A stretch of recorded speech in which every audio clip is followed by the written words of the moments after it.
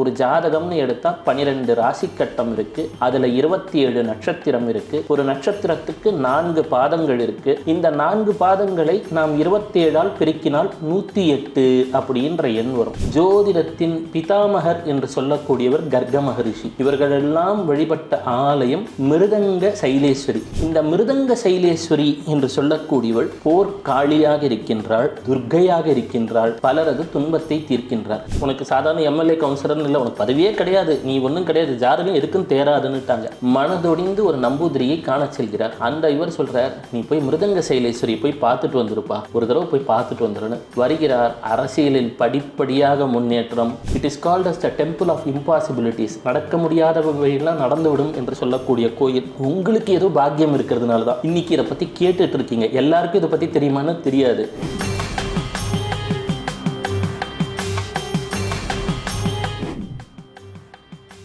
பக்தி கஃபே நேயர்களுக்கு வணக்கம்.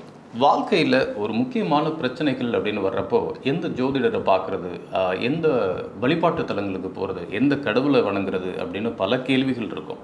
ஸோ இந்த மாதிரியான சூழ்நிலைகளில் எங்கே யாரை சந்திக்கலாம், எதன் மூலமாக நமக்கு ஒரு விடிமோட்சம் கிடைக்கும் அப்படின்னு கேட்டு தெரிஞ்சுக்கிறதுக்காக ஜோதிடர் பவானி ஆனந்த் அவர்களை இன்றைக்கி நிகழ்ச்சிக்கு இன்வைட் பண்ணியிருக்கோம். சார் வணக்கம். ஐயா வணக்கம். ஐயா, வாழ்க்கையில் கட்டங்கள் சரியில்லை அப்படிம்பாங்க. ஆக்சுவலாக ஜாதக கட்டங்கள், ஏதாவது ஒரு கிரக நிலைகள் இப்படி இருக்கிறப்போ இந்த மாதிரியான விஷயங்களை உன்னோட லைஃப்பில் பண்ணவே முடியாது. இதெல்லாம் ஒரு ஜாதகமா அப்படின்னு கேட்குற அளவுக்கு ஒரு சில ஜாதகங்கள் அமையும். வாழ்க்கையில் படாத கஷ்டங்கள் போட்டுக்கிட்டே இருப்பாங்க. இதுக்கு மேலே என்னால் என்னதான் பண்ணுறதுனே தெரியலையே அப்படிங்கிற ஒரு கேள்விக்குறியில் இருப்பாங்க. எந்த ஜாதகர்கிட்ட போய் அந்த ஜாதகத்தை கொண்டு போய் காமிச்சாலும் இன்னொரு 5 வருஷமோ 10 வருஷமோ உன் விதி அவ்வளோதான், இதுக்கப்புறம்லாம் ஒன்றும் பண்ணுற மாதிரிலாம் இல்லை அப்படின்னா ஜாதகத்தை தூக்கி ஓரமாக போடுறாங்க. சில பேர் அந்த ஜாதகத்தை பார்க்குறதுக்கே ஒன்றும் இல்லை, தயவுசெய்து எடுத்துகிட்டு போயிட்டேன் அப்படின்னு சொல்கிறக்கூடிய ஜாதகங்கள்லாம் நம்ம பார்க்குறோம். இந்த மாதிரி நபர்கள் என்ன பண்ணணும்? இதே கேள்வியை பரசுராமர் ஒரு காலத்தில் அவருடைய அன்னை கிட்ட கேட்கிறார், ரேணுகா பரமேஸ்வரி கிட்ட.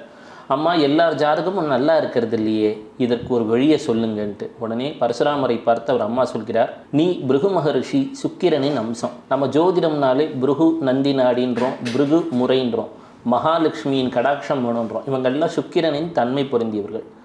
108 காளியின் கோயில்களை பரசுராம கஷேத்திரம் என்று சொல்லக்கூடிய கேரளாவிலே அமைத்து விடு என்கிறார். அப்போ 108ஐயும் போய் தரிசனம் செய்ய முடியுமா? ஒரு ஜாதகம்னு எடுத்தால் 12 ராசி கட்டம் இருக்குது. அதில் 27 நட்சத்திரம் இருக்குது. ஒரு நட்சத்திரத்துக்கு 4 பாதங்கள் இருக்குது. இந்த 4 பாதங்களை நாம் 27ஆல் பெருக்கினால் 108 அப்படின்ற எண் வரும். எல்லாருக்கும் எந்த நேரத்தில் பிறந்தோன்னு தெரியாது, எந்த பாதம்னு தெரியாது. 108ஐயும் சென்று தரிசிக்க இயலாது. அதுபோல் இருப்பவர்களுக்கு என்ன செய்வது அப்படின்னு பரசுராமர் கேட்கிறார். ஒரு 3000 வருடங்கள் முன்னால் அவர் அன்னையிடம் கேட்கும் பொழுது, பரசுராம கஷேத்திரம் எனும் கேரளாவிலே கண்ணூர் என்று சொல்லக்கூடிய தலத்திலே மிருதங்க சைலேஸ்வரி என்ற ஒரு கோயிலை ஸ்தாபிதம் செய் என்று சொல்கிறார். அது என்ன மிருதங்க சைலேஸ்வரி அப்படின்னா, மிருதங்கம் அப்படின்னா தெரியும், நந்திகேஸ்வரர் கையிலே இருக்கக்கூடியது மிருதங்கம். நந்திகேஸ்வரர் என்று சொல்லக்கூடியவர் ரிஷபராசி, ரோஹிணி நட்சத்திரம், மாட்டின் ராசியை குறிக்கக்கூடியவர். அப்போ ரிஷபராசி என்பது நமக்கு தனஸ்தானத்தை குறிக்கக்கூடியது. அவிட்ட நட்சத்திரமும் நமக்கு தெரியும், உடுக்கைத்தான். அப்போது அவிட்டம் இருந்தால் தவிட்டு பானை எங்கும் தங்கம்னெல்லாம் பழமொழி உண்டு. மிருதங்கம் அப்படின்னு சொன்னால் நாதத்தை குறிக்கக்கூடியது. இவள் பேர் சைலேஸ்வரின்னு பேர். மலையில் இருப்பதால், சைலத்தில் இருப்பதால் சைலேஸ்வரி. இங்கே இருக்கக்கூடிய காளிக்கு பேர் போர்க்காளி என்று பெயர். சேரர்கள் வழிபட்ட குல தெய்வம் அவள். அப்பொழுது சேர மன்னர்கள் தங்கள் வாழ்க்கையிலே சிறப்பு பெற பரசுராமர் ஸ்தாபித்த இந்த ஆலயத்தை வழிபடத் துவங்கினார்கள். 3000 வருடம் பழமையான ஒரு ஆலயம். யார் யாரெல்லாம் இங்கே வழிபட்டார்கள் என்றால், அகத்தியர், நாரதர், கர்கமுனி என்று சொல்லக்கூடியவர். கர்கமுனி என்பவர்தான் கிருஷ்ணருக்கு பெயரை வைத்தவர் என்று சொல்லப்படுகிறது. ஜோதிடத்தின் பிதாமகர் என்று சொல்லக்கூடியவர் கர்க மகரிஷி. இவர்களெல்லாம் வழிபட்ட ஆலயம் மிருதங்க சைலேஸ்வரி. மேலே இருந்து ஒரு மிருதங்கமாக அன்னை வந்ததாலே இந்த இடத்திற்கு மிருதங்க சைலேஸ்வரி என்ற ஒரு பெயர் ஏற்பட்டது. இதையும் தவிர இந்த கதையை யார் யாரெல்லாம் கேட்குறாங்களோ, இந்த போர்க்களின்னு போர்க்காளி என்பதின் தூய தமிழ் வடிவம் போர்க்களி. இந்த போர்க்களி களிப்பிடுகிறாள். அப்போ காளி எங்கெங்கெல்லாம் நம் ராசியிலே சம்பந்தப்படுகிறாள்னு பார்க்கணும். உங்க ஜாதகத்தை எடுத்துக்கிட்டிங்கன்னா கந்தாந்த புள்ளிகள்னு உண்டு. இந்த கந்தாந்த புள்ளி என்ன அப்படின்னா, நீர் ராசிக்கும் நெருப்பு ராசிக்கும் இடைப்பட்ட புள்ளிகள். உதாரணமாக ரேவதி மற்றும் அஸ்வினி, இது ரெண்டும் ஒன்று புதனுக்குரியது, மற்றொன்று கேதுவுக்குரியது. இதுக்கு இடைப்பட்ட புள்ளி எங்கே புள்ளி இருக்கிறதோ அதை டார்க் ஹோல் என்கிறார்கள், டார்க் மேட்டர் என்கிறார்கள், டார்க் எனர்ஜி என்கிறார்கள். வாழ்க்கையிலே இருள் என்பது வரும்பொழுதுதான் அருள் என்பதை நாம் தேடத் துவங்குகிறோம். அந்த இருள் சூழக்கூடிய நேரங்கள், அமாவாசை, கிரகண காலங்கள். மற்றொரு இடம் என்று சொல்லக்கூடியது நமது ஆயில்ய நட்சத்திரம் மற்றும் மகத்துக்கு இடைப்பட்ட புள்ளியும் ஒரு கந்தாந்த புள்ளி தான். அதே போல கேட்டை நட்சத்திரம் மற்றும் மூலம், இதுக்கு இரண்டும் இடைப்பட்டதும் கந்தாந்த புள்ளி தான். மூலம் என்கின்றோம், அதுவும் நைருத்தின்னு காளியோட இடம்தான். இதை தவிர அபபரணின்னு சொல்கிறோம், யமனோடையது, அதுவும் காளிக்குரியது தான். விருட்சிகம் 8ஆம் இடம் மறைவிடம், இதெல்லாம் காளிக்குரியது தான். ஒவ்வொரு நிமிடமும் காளி நம்மை ஆட்டி வைத்து கொண்டிருக்கிறார். சனீஸ்வரர் என்று சொன்னாலே அவருக்கு காளியின் வழிபாடு தான் பிரீத்தி. இதை தவிர ஒருவருக்கு வேலையில் எப்போ பிரச்சனை வரும், லக்னத்திலே சனி இருந்தால் இவருக்கு அந்த வேலையில் ஜாப் சாட்டிஸ்ஃபேக்ஷன் கிடையாது. 5லே சனி இருந்தால் கூட இருக்கிறவன் அடித்து விரட்டணும்னு நினைப்பான். 10ல் சனி இருந்தால் வேலையே கிடைக்கிறதில்ல, இவர் எதிர்பார்த்த வேலை கிடைக்கிறதில்ல. எல்லாமே அந்த சனீஸ்வரரின் செயல்பாடு. அதை தன் கட்டுக்குள் கொண்டு வர வேண்டும் என்றால் காளியின் அருள் தேவை. அப்பொழுது இந்த மிருதங்க சைலேஸ்வரி என்று சொல்லக்கூடியவள் போர்க்காளியாக இருக்கின்றாள், துர்க்கையாக இருக்கின்றாள், பலரது துன்பத்தை தீர்க்கின்றார். இது அனுபவத்தில் எப்போது ஏற்படுகிறது? 15ஆம் நூற்றாண்டில் கோட்டையம் தம்புரான் அப்படின்னு ஒருத்தருக்கிறார். இந்த கோட்டையம் தம்புரான் என்று சொல்லக்கூடியவர் மிக பெரும் அரசர், போர்க்கலைகளில் சிறந்து விளங்குபவர். இப்போ வர்மக்கலைன்னு சொல்கிறோம், மெய்த்தீண்டா கலைன்னெல்லாம் சொல்கிறோம்.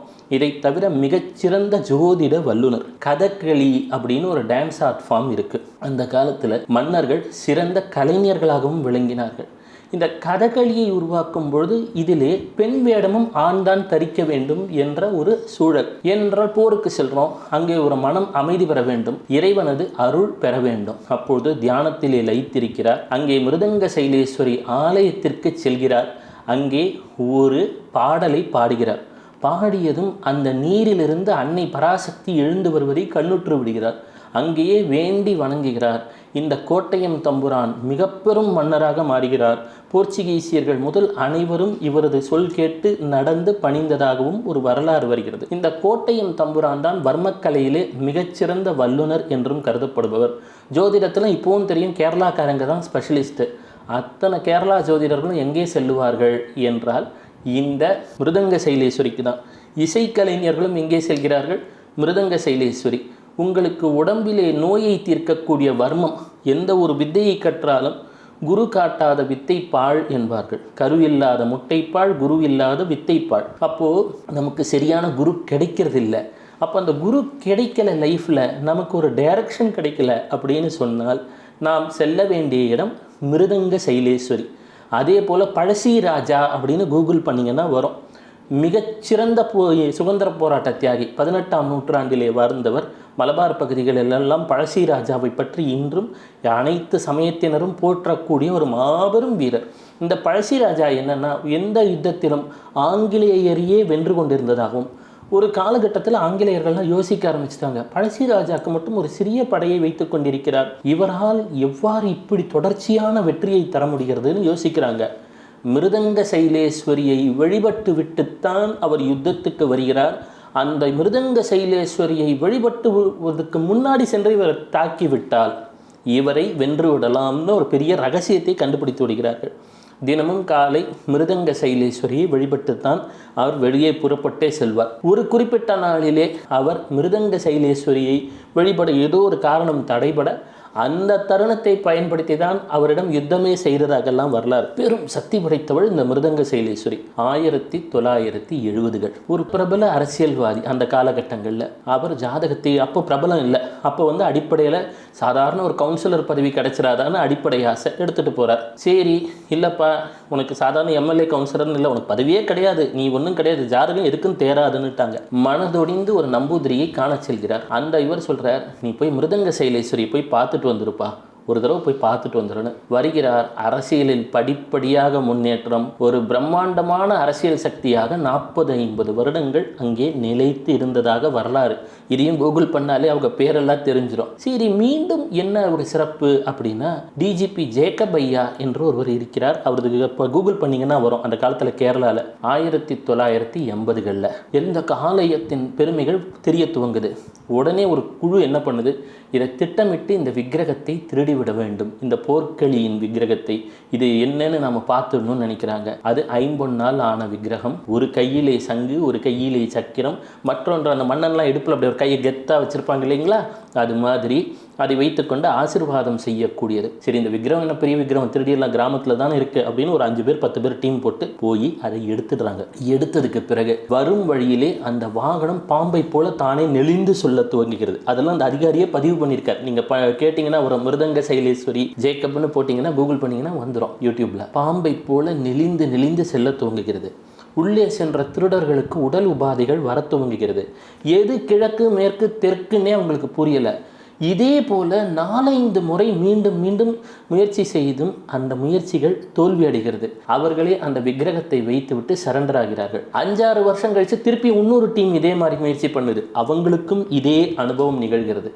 ரிப்பீட்டடாக இது போல் 4 முறை வெவ்வேறு காலகட்டங்களில் எடுக்க முயன்று 4 குழுக்களுமே இது மாதிரி தான் எங்களுக்கு ஆச்சுன்னா, அந்த திருட சென்ற குழுக்கள் போலீஸ்கிட்ட தானே சரண்டர் ஆகி மன்னிப்பு கேட்டு ஜெயிலுக்கு போயிருது. அந்த அதிகாரி இது உண்மையா என்று விசாரிக்க செல்லும் பொழுது அங்கே இருக்கக்கூடிய ஆலயத்தில் உள்ளவர் சொல்கிறார், ஆம், இங்கே இந்த அம்மனின் சக்தி நாளுக்கு நாள் கூடிக்கொண்டிருக்கிறது. அதுவும் அதுக்கு ஒரு குறிப்பிட்ட ஒரு பூஜைக்கு பிறகு இந்த ஆலயம் மிகுந்த சக்தி பெற்றதாக மாறிவிட்டது என்கிறார். எனவே வாழ்க்கையிலே ஒரு இம்பாசிபிலிட்டின்னு சொல்லுவாங்க லைஃப்பில், எனக்கு இது நடக்கவே நடக்காதுப்பா, வெளிநாட்டுக்கு போகணும்னு ஆசைப்பட்றேன், என் ஜாதகத்தில் வாய்ப்பு இல்லை. இல்லை, எனக்கு சொந்தமாக ஒரு பங்களா வாங்கணும்னு நினைக்கிறேன், எனக்கு ஜாதகத்தில் வாய்ப்பு இல்லை. ஒரு 100 கோடி ரூபாய் எனக்கு பணம் வேணும், வாய்ப்பு இல்லைன்றவங்களாம் மிருதங்க சைலேஸ்வரியை நம்பிக்கையுடன் வழிபட துவங்கிவிட்டாலோ, அந்த புகைப்படத்தை வைத்து வீட்டிலே நினைத்தாலோ, அந்த அம்மனது பாடலை கேட்க துவங்கினாலோ, இயன்றால் கண்ணூர் சென்று மிருதங்க சைலேஸ்வரியை தரிசனம் செய்து விட்டு வந்தாலோ, அந்த குளத்தில் குளிக்கக்கூடாது, கால் மட்டும் தான், அம்மன் வந்த குளம் நம்புகிறாங்க. சென்று மனதார அம்மா மிருதங்க சைலேஸ்வரி என்னை காப்பாற்றி விடு, கரையேற்றி விடு, என் வாழ்க்கையிலே இந்த அற்புதம் நிகழ வேண்டும் என்றால் it is called as the temple of impossibilities. நடக்க முடியாதவையெல்லாம் நடந்துவிடும் என்று சொல்லக்கூடிய கோயில். உங்களுக்கு ஏதோ பாக்கியம் இருக்கிறதுனால தான் இன்றைக்கி இதை பற்றி கேட்டுட்டு இருக்கீங்க. எல்லாருக்கும் இதை பற்றி தெரியுமான்னு தெரியாது. இன்றைக்கி மிருதங்க சைலேஸ்வரியை பற்றி கேட்க துவங்கி விட்டீர்கள். உங்கள் வாழ்க்கையிலே ஒரு ஏற்றம், மாற்றம், முன்னேற்றம் வரப்போகிறது. இனி தினமும் மிருதங்க சைலேஸ்வரியின் பாடலை கேட்க துவங்குங்கள். சென்று முடிந்தால் வணங்கிவிட்டு வாருங்கள். ஏதோ உங்கள் வாழ்க்கையில் நடக்கவே நடக்காதுன்ற ஒரு நல்ல விஷயத்தை நடக்கணும்னு வேண்ட துவங்குங்க. கட்டாயம் நடந்துடும். என் அனுபவத்தில் 4 வருடம் முன் ஒரு அரசியல்வாதி ரைட் ஆஃப் ஆகிவிட்டார். அரசியல்வாதி ரைட் ஆஃப் ஆகுது என்றால் சில சமயத்திலே காலாவதியை எழுதி விடுவார்கள். எல்லாருக்கும் நடக்கிறது தான். 0 ஆகிட்டார். எப்படிங்கய்யா என்னால் முன்னேற முடியுமான்னார். ஒரு தடவை போயிட்டு வாங்கன்னு. அதற்கு பிறகு படிப்படியாக ஒரு முன்னேற்றம். இன்று வாழ்க்கையின் மற்றொரு பிரம்மாண்டத்தில் இருக்கிறார். அதனால தான் சொல்கிறேன், இப்போ கேட்கிறவங்களுக்கு வாழ்க்கையோட மற்றொரு பிரம்மாண்டம் காத்திருக்கிறது. இனி வாழ்க்கையிலேயே வெற்றிதான். அம்மா மிருதங்க சைலேஸ்வரி என்னை காப்பாற்று என்று தினமும் வேண்ட துவங்குங்கள். அவள் புகைப்படத்தை நீங்கள் முடிந்தால் டவுன்லோட் செய்து பார்த்து கொள்ளுங்கள். இனி வெற்றி. நன்றியா. இந்த வீடியோ உங்களுக்கு பிடிச்சிருந்தா லைக் பண்ணுங்க, ஷேர் பண்ணுங்க, கமெண்ட் பண்ணுங்க. மறக்காம பெல் பட்டனை கிளிக் பண்ணிட்டு பக்தி கஃபே தமிழ் சேனலை சப்ஸ்கிரைப் பண்ணிடுங்க.